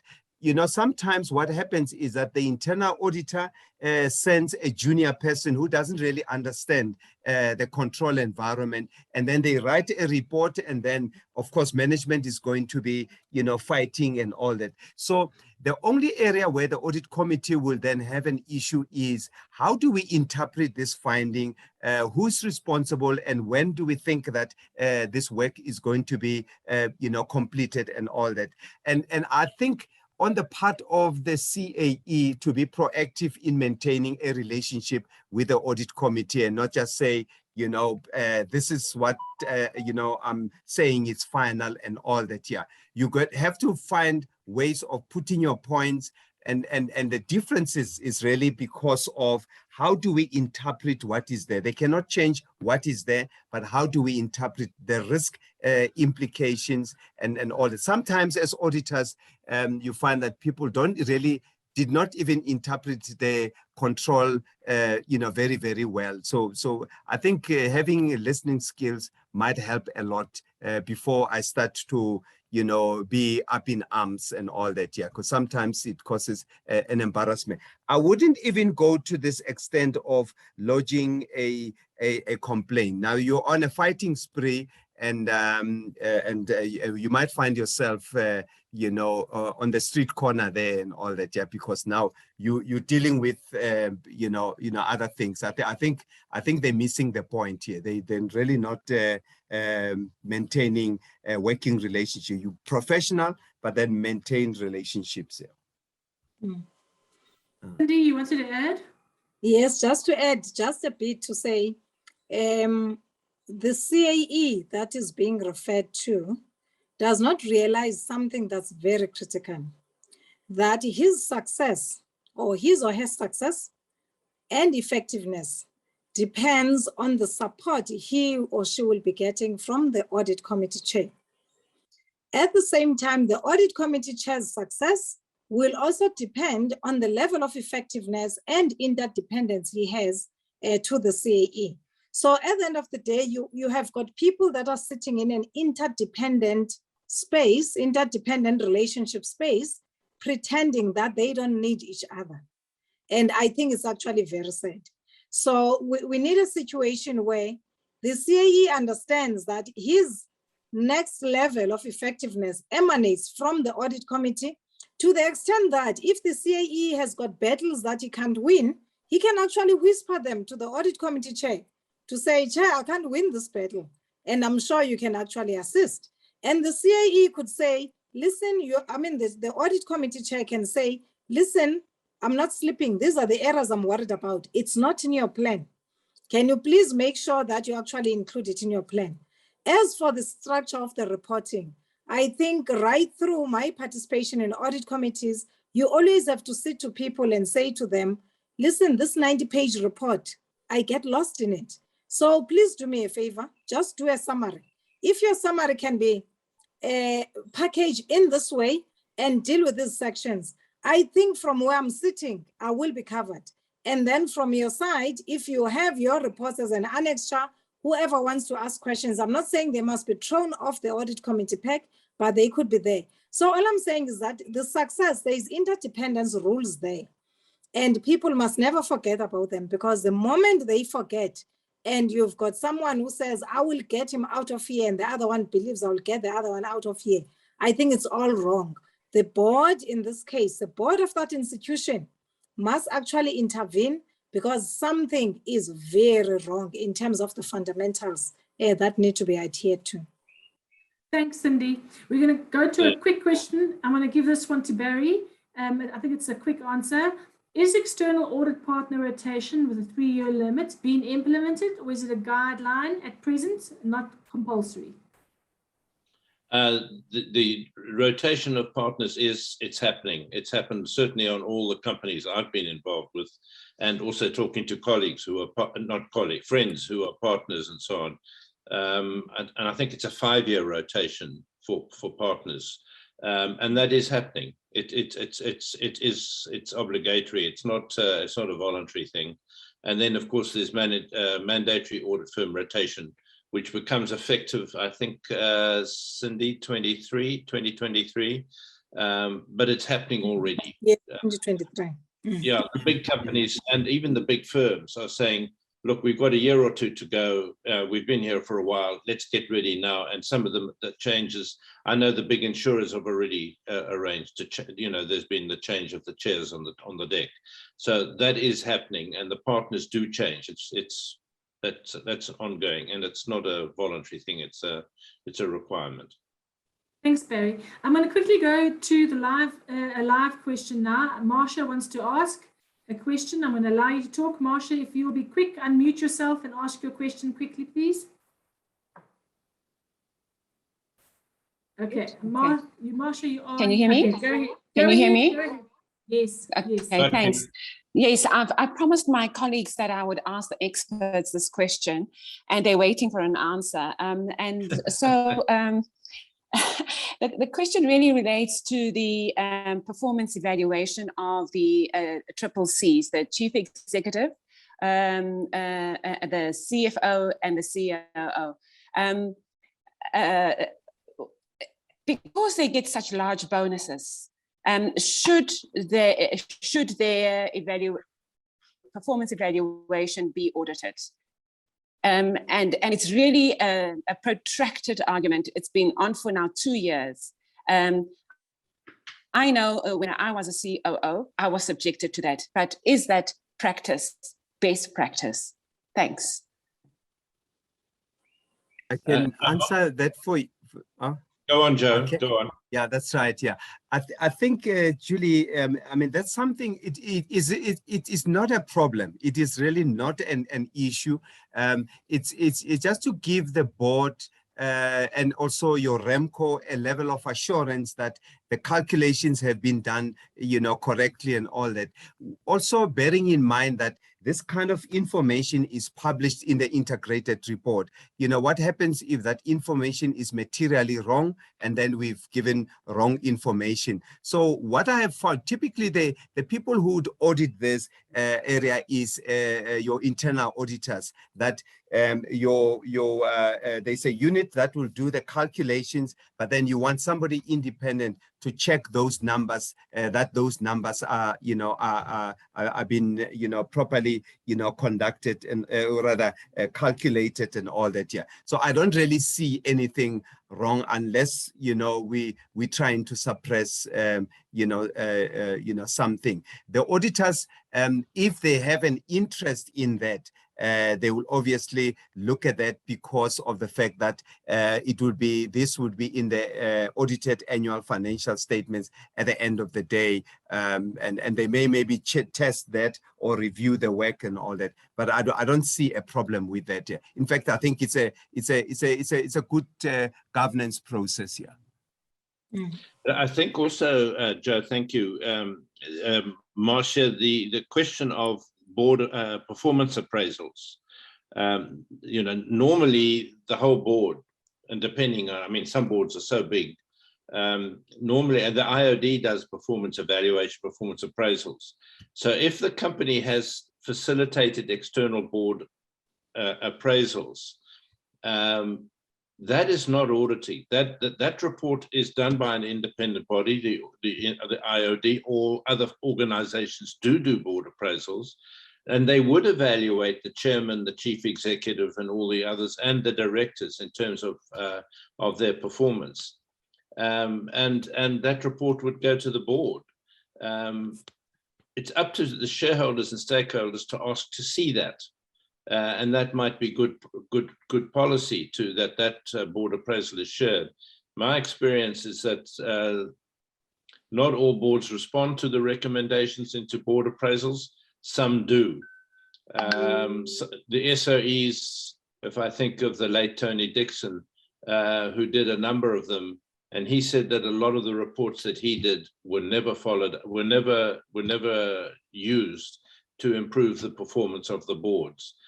Some of the boards didn't last after that, but so in terms of linking the performance appraisal to the bonuses that the triple Cs get, as Marcia calls it, I don't see that happening. I don't see that being audited, the appraisals themselves.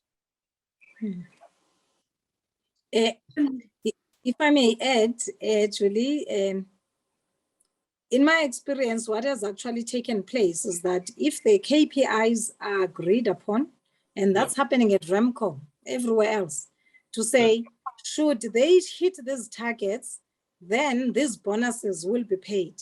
Before REMCO decides, they normally get input from the audit committee, and the audit committee gets assurance from the external auditors to say, those numbers are indeed correct. They have been achieved. They have not been understated. They are not understated on the basis of that. And the auditors can only do that when they have finished the audit. They are not doing it piecemeal to say, okay, let me do an agreed upon procedure to confirm that EBITDA was so much. They only give those as an extract from the complete holistic assurance that they've actually provided to the organization.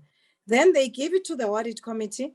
And then the audit committee then provides assurance to REMCO that these are the numbers that have been approved. We can assure you that the auditors have actually given us 1, 2, 3, 4, 5.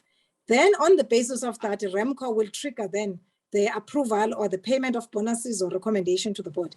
So in most cases I've been involved in, there has been that thorough process. Now, other people get worried about the bonuses without realizing that maybe the anxiety should have taken place at the time the KPIs are agreed, because the devil is sitting in those KPIs. Are they easy to achieve? Are they not easy to achieve? Those are the big questions that have to be asked. But to actually get the bonuses out, the process is to get the audit through the assurance from the external auditors to actually confirm that those indeed have actually been achieved. So, I mean, in those cases, then that's how it has taken place. In cases where that is not taken place, I think there has to be an improvement because an assurance of the numbers on which you base the bonus needs to be received. Thank you. And I have to say, in the blink of an eye, we have reached 5 o'clock. We have 5 questions left, but unfortunately we won't be able to get to them. And I think we've touched on some of the content of those questions in the discussions we've already had. I would like to very much request, I don't think that's great English, but anyway, I'd really much like to ask our audience members, I'm busy sharing the screen now, I hope I'm sharing the right screen. First of all, I'd like to thank our panel members. I think the session has been fantastic. We've had really insightful conversations and information coming from you. It really has been worthwhile, all of us tuning in to listen to your experience and your knowledge. Thank you very much. I would like to hear from our audience members, if you could please scan the QR code appearing on the screen now and rate our event and let us know what you think. IOD is always keen to hear your feedback and to hear what you thought of the session and anything other information that you are looking for from us. And I'd also like to encourage you to register for our next session, which is on the risk committee, which has come up a few times in this session. If you have any other audit committee questions, you're welcome to email me. My email address is not on there. It's julied@iodsa.co.za, or any of the email addresses that you have seen for the IOD, it will reach me. I look forward to seeing you all at the next event. And if you want to have a look for any more information on audit committees, we do have an audit committee forum page on our website. It's under publications, forums, audit committee, and there'll be papers there with lots and lots of information for you, which will answer quite a few of your questions. Panel members, thank you very much. I look forward to seeing you in other sessions, and your information and experience has been invaluable. Thank you very much. Have a great evening, everyone, and please take the time to rate our event. Thank you.